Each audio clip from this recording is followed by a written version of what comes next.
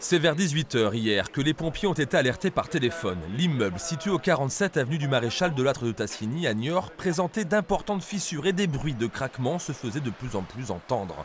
Une fois les secours arrivés sur place, l'immeuble s'était déjà effondré. Fort heureusement, certains locataires avaient prévenu leurs voisins et les avaient évacués.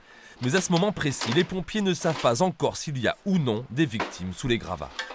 On va faire une phase écoute, donc avec des appareils de détection si on arrive à entendre quelqu'un. Et là-dessus, on passera aussi une équipe cynophile qui, elle, utilise d'autres sens pour vérifier aussi s'il y a une présence humaine.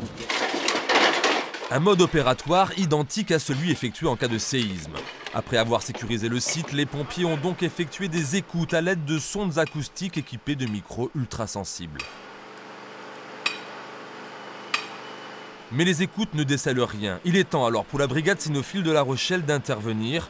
Les chiens, eux non plus, ne détectent aucun corps sous les gravats. Soulagement des voisins, mais déjà des questions se posent. Des travaux de fondation étaient en train d'être réalisés par des ouvriers et selon plusieurs témoins, les précautions nécessaires n'auraient pas été prises. Ça devait arriver, c'est un mur porteur, automatiquement ça pousse quand il n'y a plus de structure à côté. Ça pousse vers le vide. C'est logique que le mur n'a pas tenu parce qu'avant il était tenu par la maison qu'il y avait avant. Ce matin, le déblaiement des gravats devrait être achevé. Désormais, il s'agit de connaître le ou les responsables de ce qui a failli être une réelle catastrophe.